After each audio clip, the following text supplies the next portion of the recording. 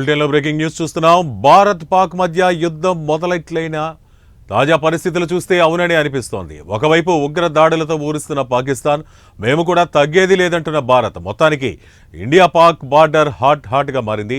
రెండు దేశాల నాయకుల సీట్లు కూడా ఈ పరిస్థితిలో వేడిగానే మారాయి. ప్రతీకార చర్య తప్పదంటున్న భారత్, మాపై దాడి చేస్తే ప్రపంచ యుద్ధం ఖాయమని హింటిస్తున్న పాక్.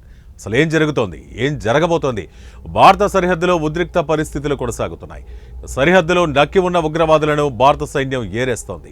ఆపరేషన్ సింధూర్ పేరుతో పాకిస్తాన్ ఆక్రమిత జమ్మూ కాశ్మీర్లో ఉగ్రవాదులు ఏర్పాటు చేసుకున్న స్థావరాలను సైతం ధ్వంసం చేస్తోంది. అయితే అటు పాకిస్తాన్ సైతం కాల్పులు జరుపుతోంది.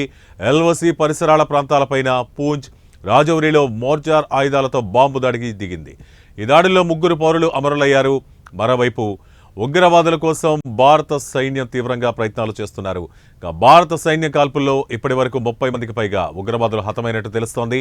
దీంతో భారత సరిహద్దు ఎల్ఓసిలో భీకరమైన వాతావరణం కనిపిస్తోందని సమాచారం.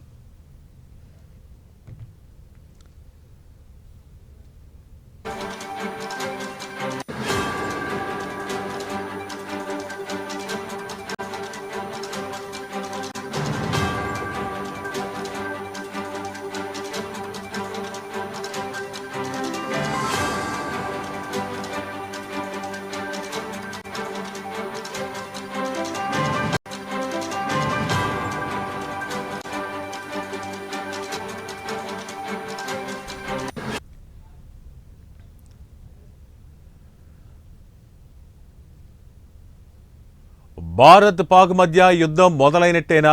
తాజా పరిస్థితులు చూస్తే అవునని అనిపిస్తోంది. ఒకవైపు ఉగ్ర దాడులతో ఊరుస్తున్న పాకిస్తాన్, మేము కూడా తగ్గేది లేదంటున్న భారత్.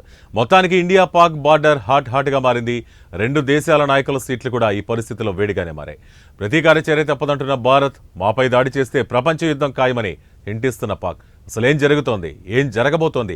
భారత సరిహద్దులో ఉద్రిక్త పరిస్థితులు కొనసాగుతున్నాయి. సరిహద్దులో నక్కి ఉన్న ఉగ్రవాదులను భారత సైన్యం ఏరేస్తోంది. ఆపరేషన్ సింధూర్ పేరుతో పాకిస్తాన్ ఆక్రమిత జమ్మూ కాశ్మీర్లో ఉగ్రవాదులు ఏర్పాటు చేసుకున్న స్థావరాలను సైతం ధ్వంసం చేస్తోంది. అయితే అటు పాకిస్తాన్ సైతం కాల్పులు జరుపుతోంది.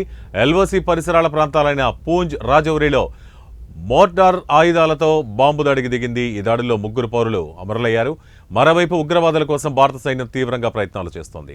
భారత సైన్య కాల్పుల్లో ఇప్పటి వరకు 30 మందికి పైగా ఉగ్రవాదులు హతమైనట్టు తెలుస్తోంది. దీంతో భారత సరిహద్దు ఎల్ఓసిలో భీకరమైన వాతావరణం కనిపిస్తోందని సమాచారం.